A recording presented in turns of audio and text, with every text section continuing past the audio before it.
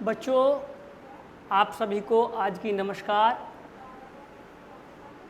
आज हम कक्षा तृतीय में विषय हिंदी में गायों की व्यथा नामक पाठ को पढ़ाने के लिए आए हैं। गायों की व्यथा नामक शीर्षक पाठ का अर्थ है गायों की परेशानियाँ। इस पाठ के माध्यम से गायों ने एक सभा की और उस सभा में उन्होंने अपने विचार रखे। समाज में मनुष्य हमारे प्रति कितनी सिंपैथी रखता है, अर्थात कितना हमारे प्रति वफादारी रखता है या हमारे प्रति द्वेष भावना रखता है। तो एक कहानी मैं आपके समक्ष प्रस्तुत कर रहा हूँ। सावन का महीना था, जैसे आजकल चल रहा है, इसी प्रकार सावन का महीना था। गांव में एक पीपल का पेड़ था।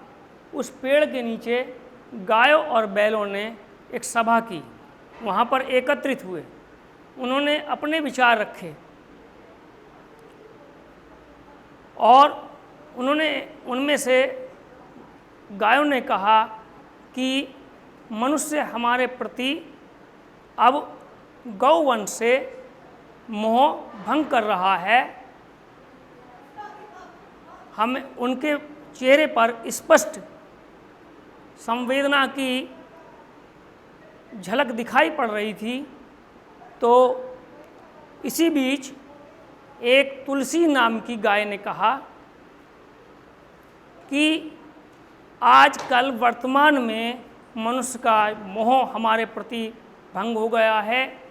वह प्राचीन काल में हमें श्रद्धा भाव रखता था और हमें माता के समान मान करके हमारा पालन पोषण करता था, परंतु अब वर्तमान में मनुष्य ऐसा नहीं कर रहा है। वर्तमान में मनुष्य का मोह हमारे प्रति भंग हो गया है। इतनी बात सुन करके फिर एक दूसरी गाय ने कहा कि हमारी जो मौसी श्यामा नाम की मौसी है, उसने मुरारी नाम के चाचा के यहाँ 10 साल तक दूध दिया।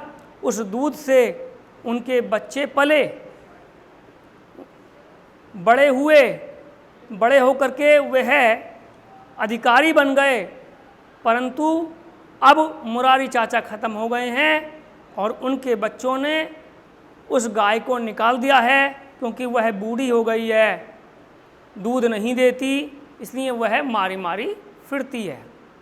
इतनी बात सुन करके अकड़ू नाम के बैल ने कहा कि मनुष्य जो है हमारे प्रति अब प्रेम भावना नहीं रखता, बल्कि वह अब जब गायें बूढ़ी हो जाती हैं तो उनको कसाई के द्वारा बेच देते हैं और वे गायें, उनको भोजन नहीं मिलता तो वो मारी मारी फिरती हैं। जैसी श्यामा गाय है, ऐसी ही लाखों गायें मारी मारी फिर रही हैं। इसके साथ ही साथ परिवार में कुछ लोग अवशेष बचा हुआ भोजन पन्नी में बंद करके फेंक देते हैं, जिसको हमारी गाय खा लेती हैं और उससे बीमारियां उत्पन्न हो जाती हैं।